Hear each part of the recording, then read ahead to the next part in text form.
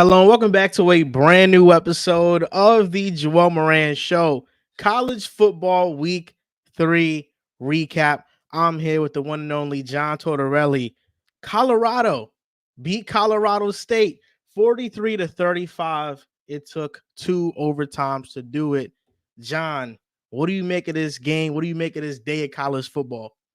Talk about climax for Colorado at the end of the night. It's 2:30 p.m. here Eastern Standard Time. So if you're already here, be sure to drop a like in the stream. But for them to come back down 11, I could not be more fired up at this time of the night. It's 2:35 a.m. in the morning right now. We're in New Jersey. This game was 5 hours long. And listen, like John said, make sure to drop a like because we're up this late because of you guys. And you guys showed out. We got 133 live viewers right now. Make sure you guys drop a like. So, John, let's talk about this game. Colorado escapes Colorado State 43-35. So, first off, huge shout out to Colorado State for how they played tonight because all week long the attention was on Colorado. Deion Sanders had celebrities from all over fly in. They did media tours this entire week. Colorado State was a 23-point underdog. In your opinion, why was this game so close? Well, Colorado State's defense simply got a ton of pressure. And so Colorado goes 4 of 13 on third down. Meanwhile, Colorado's weapons were fantastic. For most people watching a team that's won 7 games the last 3.5 years, you'd think, yeah, it's probably going to be low level, mid major. No. Corey Holton has himself, what was it today? He had 130 133 yards.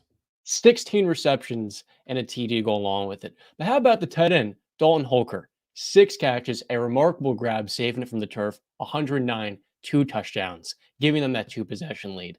And then you talk about the defense, too, with Kamara making one big-time play after another. Shilo Sanders was under pressure all night long.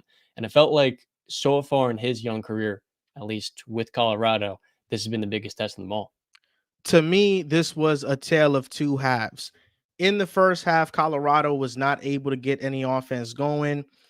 Really, on their first couple of drives, we had the Shilo Sanders interception.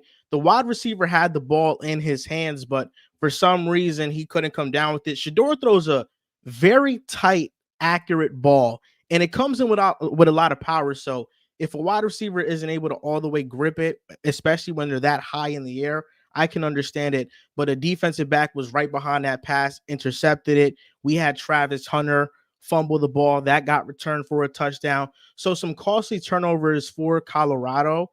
And Shilo Sanders, man, I feel like he made 2 of the biggest plays in this game.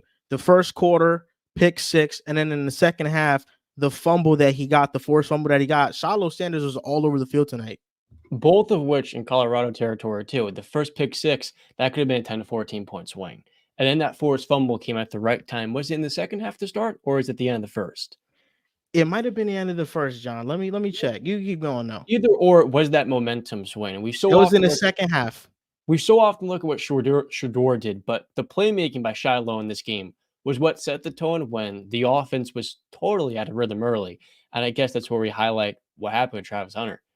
And really, the difference in this game to me, the reason why Colorado State was up for a very long time, it wasn't until the fourth quarter where Colorado's offense started to come alive.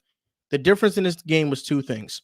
Number one, Colorado State's offensive weapons, I think, surprised everybody.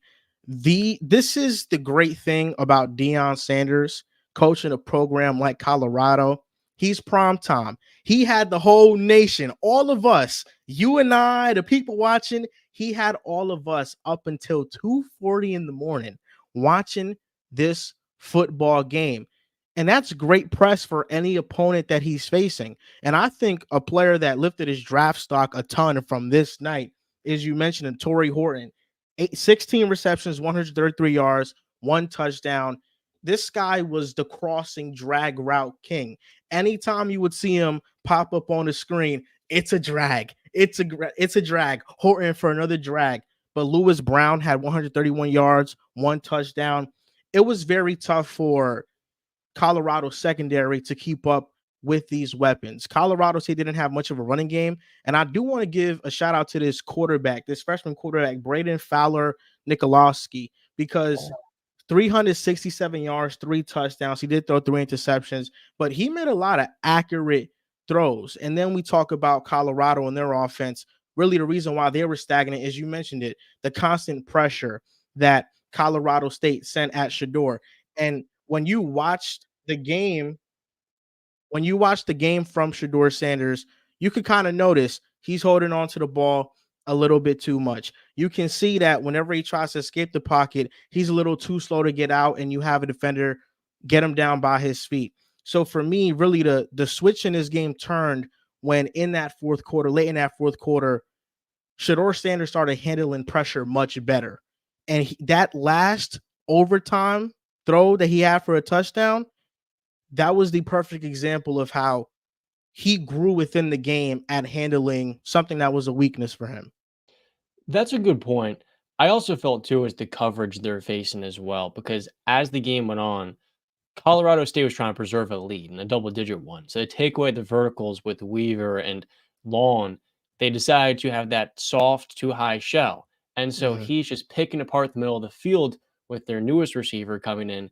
And that was what kept moving the chains of them finding some sort of rhythm. And then in the end of the fourth quarter, Kamara gets ejected. I mean, all game long, Colorado State was chippy. And I absolutely despise the hit by their safety. Total cheap shot. The fact that the ball hits the turf and every safety's got that opportunity every single game. When you take it, it sends a clear message. They're going to have some foul play in this one. And so for Colorado's depth to step up in the absence of Travis Hunter, that was a big thing too. Deion Sanders having that next man up mentality of this group of guys talking in their ear, and it really was the difference maker in this game. Not to mention, dude, the penalties. I mean, you Yeah. look at the disparity in the first half. Colorado State's got 11 for 125 yards, and meanwhile, Colorado's got half of that. At the end of this game, you can make a case that was one of those big swing things in this game going to OT in the first place. And you can argue that Colorado State got unlucky with the penalty. They're at the goal line, they're at the 6 yard line. And now all of a sudden, a penalty knocks them back to the 18th yard line. It's second and goal from the 18. It's very hard to get into the end zone when the defense knows 100% where you're trying to go with the ball. And once you get to third down and fourth down, the defense knows you're just trying to take shots to the end zone. Shador Sanders in the second half, man, I saw a ton of NFL level throws. He just fit the ball into the tightest of windows. He was throwing missiles.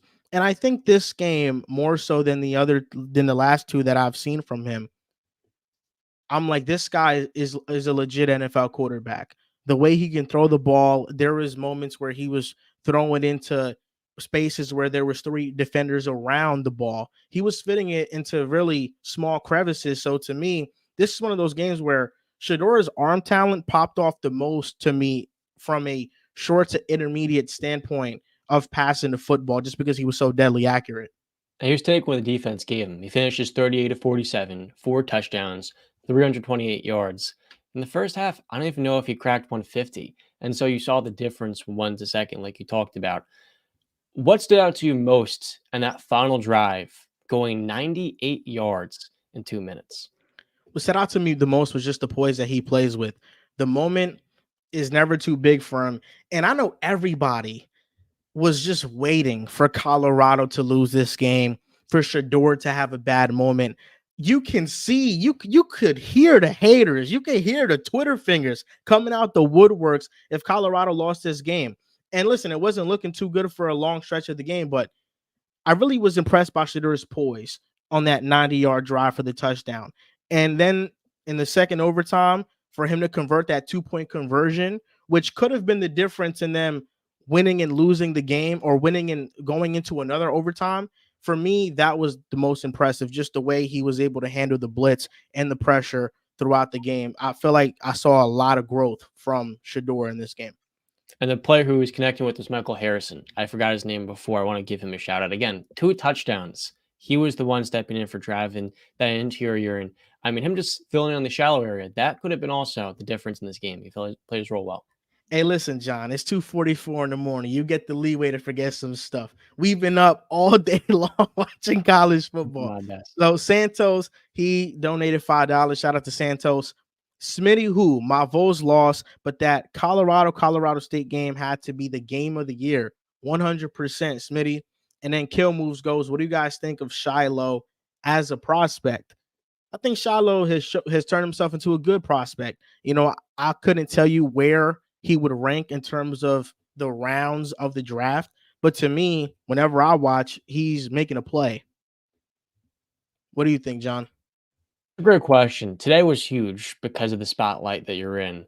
I have to see more of him, to be honest with you, because with this defense being picked apart so much in that zone, it's not a great look inherently. And while it was zone itself, you're going to want to see him next week against Caleb Williams, USC, a top 5 ranked team, maintain that level of play. Because I think, talk about the Twitter fingers, bro, everyone is calling out this team saying Caleb next week, if they got a freshman that no one Next knows week is hanging up Oregon. under 90.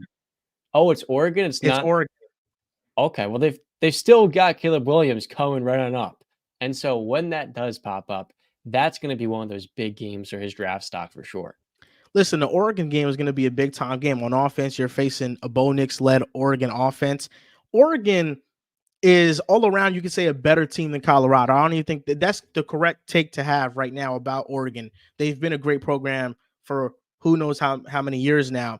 That's going to be the biggest test for Colorado. There's already people thinking that they might not be able to go toe to toe with them because of how close this Colorado State game was. But I just think that people didn't realize how good Colorado State was, especially their offense, especially this quarterback, these receivers. Because I'm telling you, man, Torrey Horton, he is an NFL receiver. I think he rose his draft stock a lot, but it's a team in the Mountain West, and teams in the Mountain West usually don't get that much coverage. But Colorado, being Colorado State, that was a big time win. On to an SEC team, Alabama. They won against USF, but Nick Saban, did he make the wrong decision benching Jalen Milroe? Because he benched him in favor of Tyler Buckner.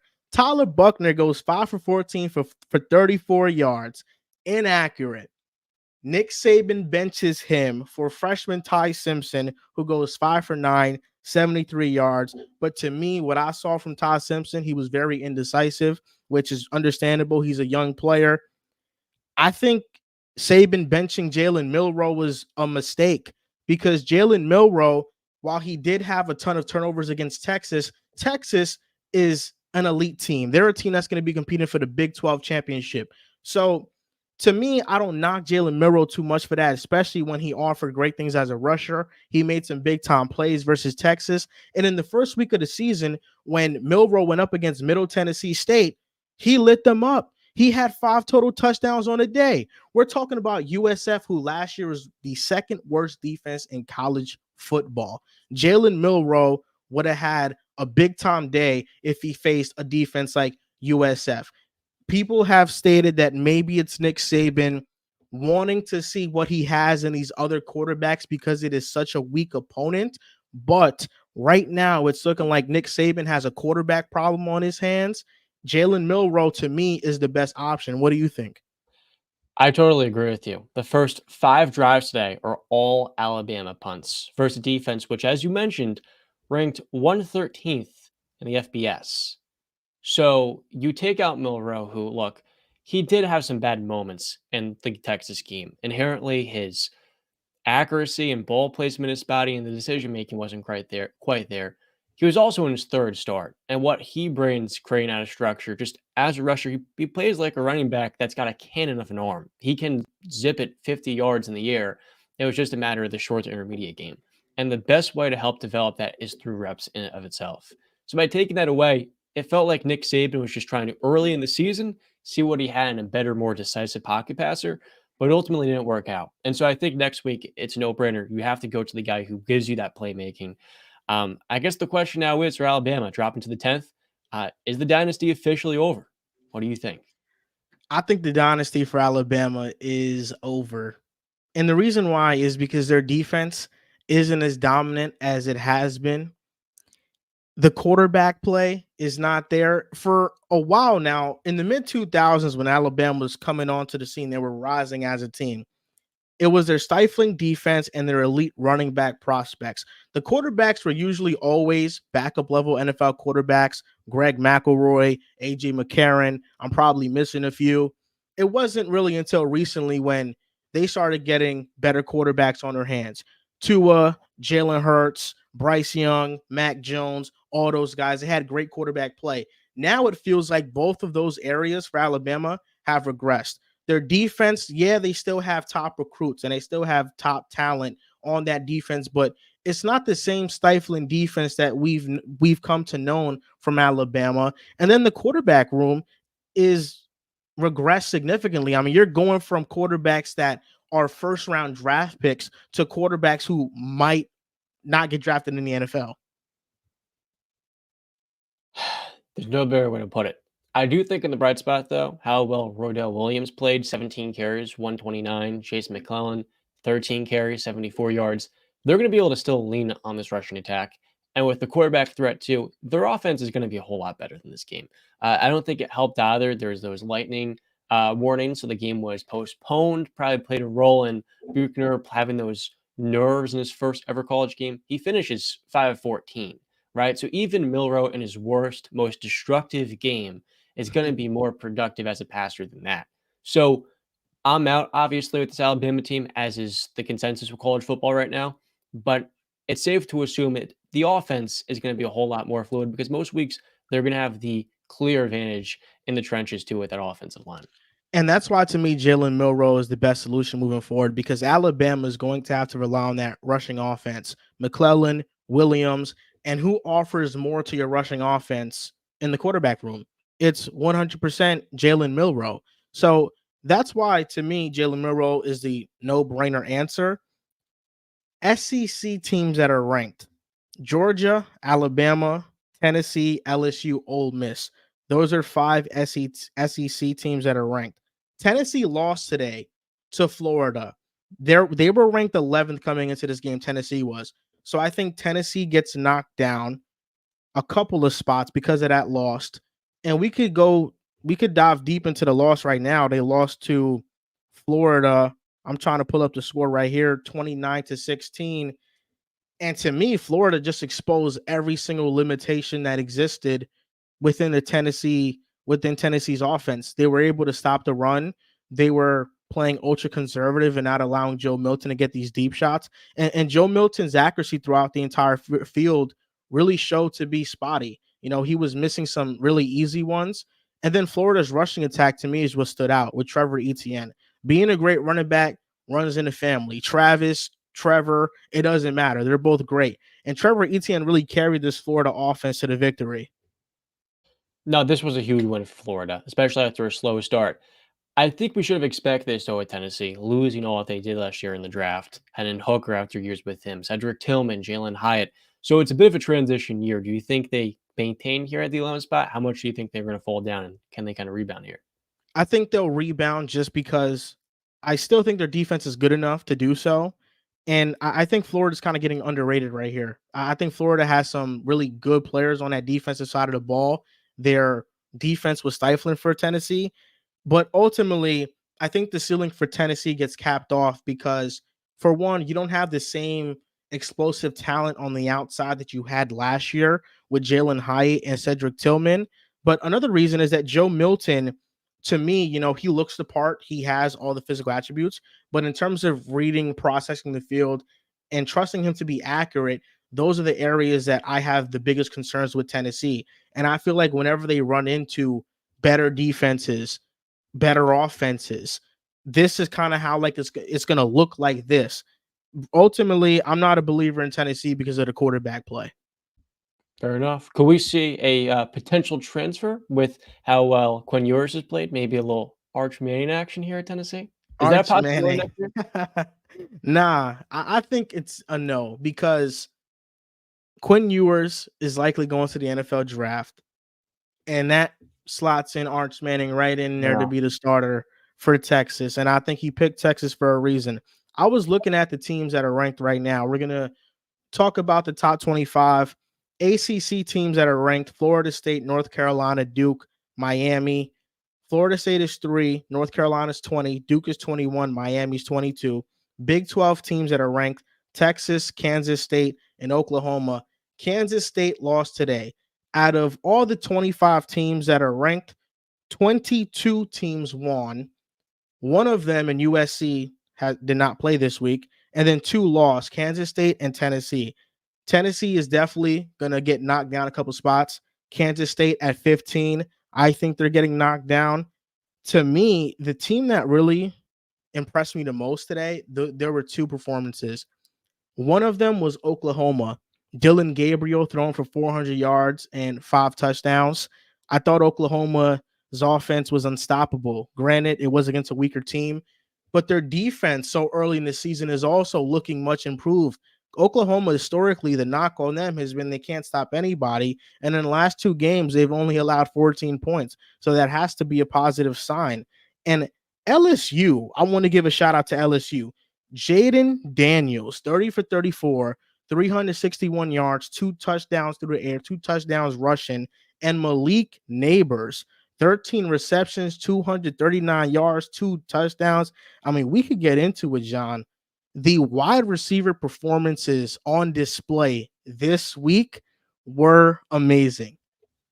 Yes, because this is relative to last year at least a loaded wide receiver class at the top, and it's got a little bit more versatility, I think, across the board. Neighbors was.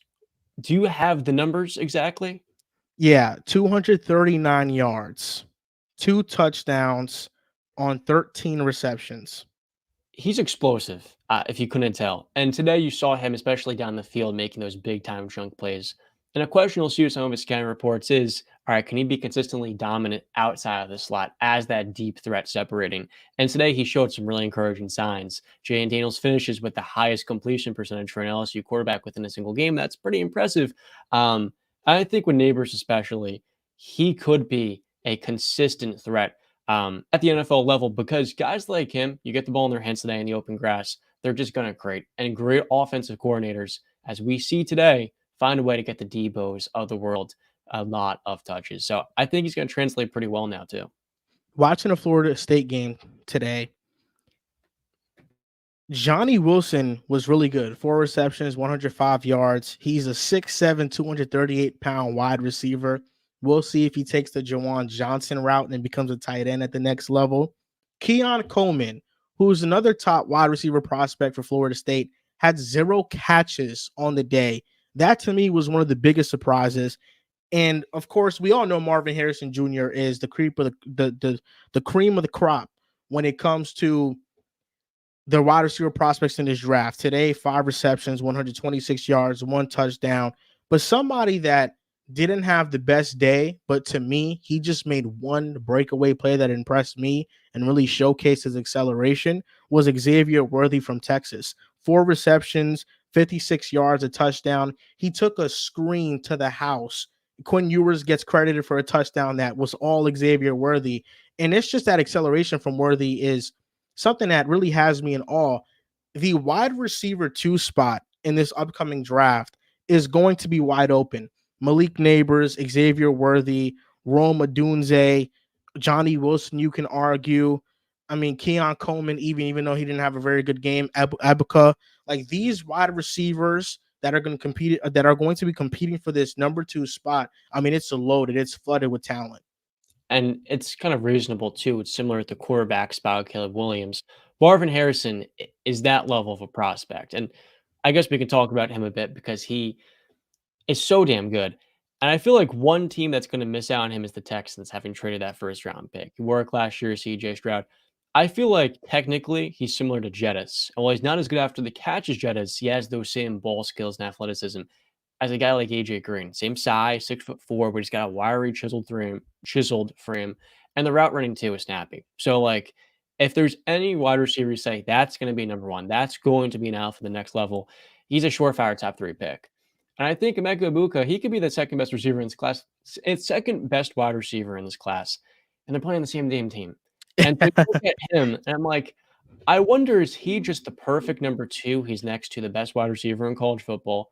Or could he be a number one potentially down the line and he's just in Marvin Harrison's shadow? That's something I'm keeping an eye out for because Ibuka, he is fast, as very fast. He's physical after the catch, and he's a pretty good route runner too. And I feel like when you're next to the best player in your specific class, you're oftentimes not going to get that same target share. Some weeks you're just kind of going to be overlooked, but I mean, we've seen that many times before. Teams like Clemson that have had loaded wide receiver groups, guys fall to the second round, and that's to get yourself some really good steals and finds in the NFL draft. A good example would be a Garrett Wilson, a Chris Olave, Jameson Williams recently, all guys that played at Ohio State and were kind of secondary options to JSN. Mhm. So I'm curious to see how this is going to play out over the next year.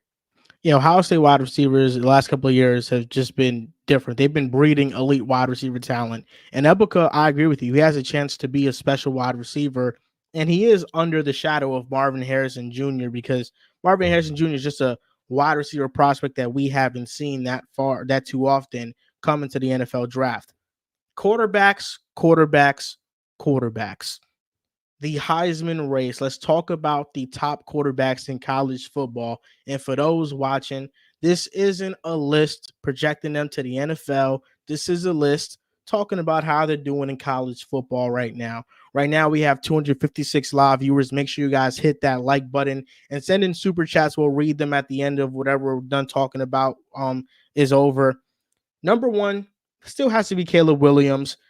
I know he took the week off, but that's because USC didn't play. I can't drop him a spot if he didn't have a chance to do good or do bad. Number two, with the bounce back Shador had in the second half and winning this game, the resilience it took. Deion Sanders mentioned it. This game taught me patience. Shador Sanders, to me, is number two on that spot. He's just been lights out. He's been right up there with Caleb Williams. Number three, when we talk about the Heisman race, it got to be Michael Penix Jr. Does it not? Michael Penix Jr. today against MSU, Michigan State, threw for 473 yards and 4 touchdowns. This is somebody who's first in QBR in the nation. And for the first 3 weeks, he's been lighting teams up. Number 4, I have Drake May. Drake May has threw more interceptions than we're accustomed to him throwing in the last few games. He has a lot of turnovers. He had 2 interceptions today, but Drake May still is phenomenal. He had 400 yards on a day. He joined Sam Howell, Mitch Trubisky, TJ Yates as North Carolina quarterbacks to reach that feat against Minnesota. That's a stingy defense.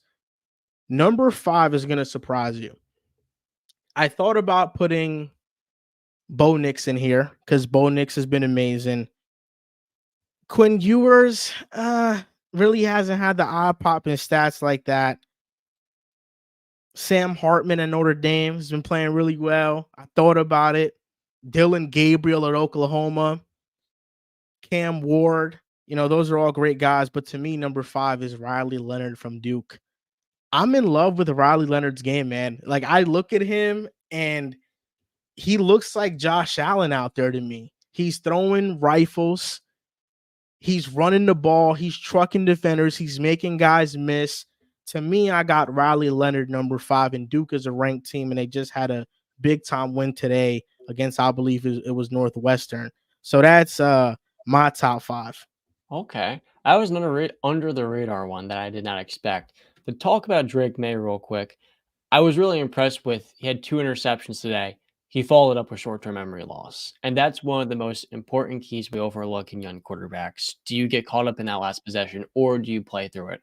And we saw him, hey, he may have a bad read. There's one play, defensive back is dropping and makes an incredible twisting interception.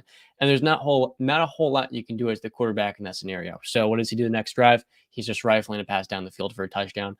And he's doing this. We talked about before he lost Josh Downs to the draft. He hasn't had this abundance of weapons either. To talk about Michael Penix, though, you mentioned him.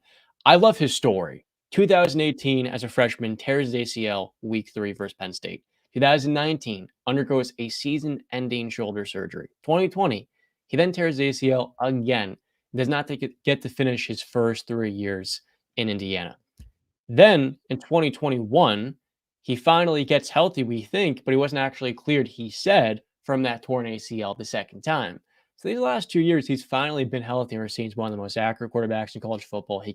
He's got a good versatile arm, and now it's kind of just him at 23 years old getting those reps in. He's only got, I think, 1,200 passes to his name, which for a guy in his 6th year playing college football is not a whole lot.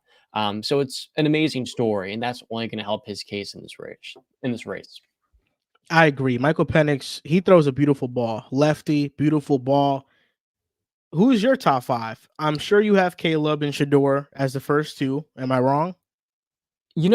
I would have Caleb as like a 2A, Penix as a 2B, because I'm not overly impressed with the competition that Shador So is going Shador's up number 1 against. or No, I Shador's have 3? Shador as a 2A with Penix as Okay. a 2B. Caleb Williams would be number 1 to me. And I would also have Drake May at number 4. Rounding out my lineup, my list at number 5, Quinn Ewers, the huge win versus Alabama. I want to give him that recognition because last year he got hurt versus them. This time around, he's finishing the job. So I would have Ewers in that round out that group. Is it just me or Quinn Ewers plays like Zach Wilson? He looks like Zach Wilson. And that's not a bad thing. Zach Wilson was the second overall pick. I feel like when I say that, people get the NFL version of Zach Wilson stuck in their head. But the college version, Quinn Ewers, to me, I look at him, the frame with Zach is similar. How they throw is similar. Is it just me when I look at Quinn Ewers and I'm like, that's Zach Wilson, kind of? When looking at the group of Pick a Side members, you're into that dazzling arm talent. And that's one similarity with Zach, especially that junior year, where you can get mesmerized by it. So I can see it. They've got a similar type of aura, so to speak, to them in the way they carry themselves. That's an interesting one. And I do think Zach Wilson, his 3rd year at BYU, gets so underrated because of the recency. The hindsight bias would be, as they say, because, hey, I mean, he made himself in that 1 year go from what, a day 3 pick to a guy that was clearly worthy of being a top 5 selection. The Jets just kind of ruined him. Like we do with every single quarterback. And every single outlet, whether it's PFF, Football Outsiders, whatever it is, they all were high on Zach Wilson. Top analysts in the game, Daniel Jeremiah, were high on Zach Wilson. It's just unfortunate how he's panned out so far, but he has a chance to right his wrongs against Dallas. There's actually an interesting stat on Zach Wilson, and every single episode turns into a 2-minute Zach Wilson 2 conversation. minutes, that's it. So, so Zach Wilson last year was 4th in the NFL in QBR when kept in a clean pocket. Only quarterbacks above were Mahomes, Jalen Hurts, and Tua. But he was the worst quarterback against pressure. Nobody even comes close to how bad Zach was. And versus the Bills, the stats were similar. When he wasn't pressured, he was great. When he was pressured, 1 for 5, completing 20% of his passes. It wasn't good. So that's the thing with Zach Wilson. And my optimism, if I'm a Jets fan right now, it comes from 3 big things. Number 1 for Zach Wilson, he has Breece Hall, which he was great with. At least the offense was able to hold by with, I should say, last year. You have Elijah Vera Tucker healthy, Mekhi Becton, 2 guys last year, 1st-round picks that both got injured. And then I think the third thing is just the entire franchise and fan base pulling for him. When you have that much support, you've got an entire training camp to not be the number 1 quarterback, not be the one taking the first team reps, but the guy getting to sit behind Aaron Rodgers, just a day in the life, so to speak. I do think that makes a difference now. So you pull up that stat. The Jets did a decent job holding him upright the moment Rodgers left the game. And if he's hitting the layups the way he did, you can talk yourself into the Jets offense being passable. So now, John, I have to call you out on this take because I'm looking at the comments right now saying Shador over Penix easily. And I'm looking at it. Michael Penix has gone up against Boise State, Tulsa, Michigan State. I just saw Dylan Gabriel light up Tulsa like it was nothing. Shilo Sanders went up against TCU, the team that was runner-up to the national championship last season, Nebraska, and Colorado State, a Mountain West team. The 3 games from Shador in that competition, I look at and I say it's more impressive than Michael Penix's 3 games, and Shador's stats are better. I agree. That's why I have him as a 2A. For me, Penix the 2B, Some of it is I pull for the story a little bit more, but Uh-huh. inherently I'm a little bit lower on the competition too for Shador because that TCU team loses a lot of its offensive talent, the running back, the quarterback, the wide receiver. The Nebraska program being rebuilt, it's a completely new look. You have Matt Rule trying to rebuild his third program. So to me, yeah, I've got Shador above Penix, but I'm just pulling for a guy that I'm a little bit higher on than most people.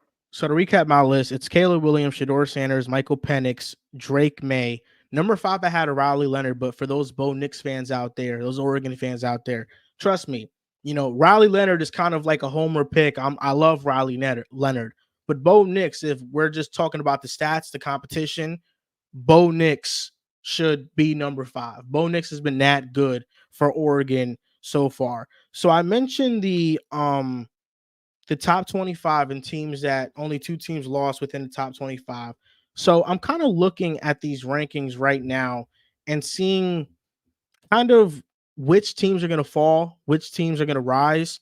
What team do you think is going to rise after this week? That's a great question. Right now, the only team that's on my mind, it feels like Colorado. But they just played a team that was far from ranked, of course. Um, so what really are the list of options here is what I want to ask you. So for me, I think Oklahoma should rise because they just blew the brakes off of Tulsa. I mentioned Tennessee is falling. They're falling to 11. Oregon, Utah, LSU, they're 12, 13, 14. They all won. I think they should rise and they should be above Tennessee. Kansas State lost today. They were 15th. I can see a team like Colorado after this win going all the way up to 15, but it's hard because this is kind of the toughest group of teams to rank right here. It's the 18 to 21 area or 22 area, I should say. You have Colorado at 18, Oklahoma at 19, North Carolina at 20, Duke at 21, Miami at 22. After what I saw from Duke today, I think they should be 20. North Carolina should be 21. North Carolina kind of kept it a little bit too close against Minnesota for me. Oklahoma and Colorado, Oklahoma's facing Tulsa. Colorado's facing Colorado State. Who do you take there? I'd probably favor Colorado to be above Oklahoma, but Oklahoma definitely should rise in the rankings. And then Miami, they had a great win with Tyler Van Dyke leading the way. So for me, it's really just the 2 teams that I'm looking at that are falling for sure, or Tennessee and Kansas State because they lost. Alabama should fall too. They're number 10. And Alabama, to me, I think their defense is concerning, and we don't know who the quarterback is. Right. It's still going to be evaluated. So It's to no longer me, the same it, Alabama team. exactly, like Alabama to me should 100% have fallen. If you put Oregon over Alabama, I think that that's reasonable given how dominant Oregon has looked in their wins, and Texas at number 4 versus Florida State at number 3.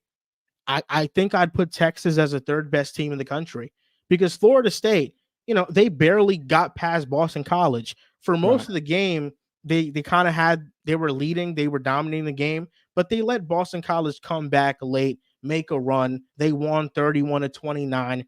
Wasn't that impressive to me? So I would have Texas above Florida State, and Florida State I'd have at number 4. Well put. I'm gonna have to take a look at this in the morning, dude. 'Cause my brain is much right now. Yeah, that's okay. That's okay, John. So we're gonna get into these super chats. Kill Moves goes Jamari Thrash for Louisville, big time playmaker, and can take the top off for us. If it wasn't for Jack Plummer, he'd be even more productive. Shout out to the Louisville fan in you, man. He's probably a Lamar Jackson fan too, 100%. Totally. Malik Translates that to Cunningham Louisville. fan as well. We have 235 live viewers in the stream right now. Make sure you guys drop a like on this video. And this is going to do it for us, guys. Recapping week 3 of the college football season. Every single Saturday, we are going to be live. Most likely not this late. Colorado was on late, and we had to wait for that game to end because it is the marquee matchup. But next week, I believe Colorado is playing way earlier in the day. So we'll be on live right after that game and recapping week 4 of college football. But for all of you guys that stayed up watching us, thank you. For those that are watching now that didn't get to catch it live, hopefully you get to catch it next week. And for those listening on audio, thank you guys for supporting the show. John, what do you got to say, man? Well, Deion Sanders is what LeVar Ball thought he was. He's changing the game, raising more money than anyone could expect. And right now, he's made the best show in sports, I think. There's nothing more captivating currently. And that's not a shot at LeVar. Did you know that the brand Deion Sanders worked with for his shades, he generated $1 million in sales for them just in one day? That's what happens when you get The Rock, Pat McAfee, and Killer to rock those things. And he got $18 million to Boulder as well from that Nebraska game alone. I mean, every single week there's a storyline here with some sort of beef going on. You saw it today, the physicality, it was so real. But the quality of the football here, the excitement of the offense, that only adds to it. So, I mean, this is one of the best shows in turf. Yep, that was well put. Thank you guys for watching. We'll see you guys next Saturday, recapping college football. Thank you for supporting. We'll see you guys next time.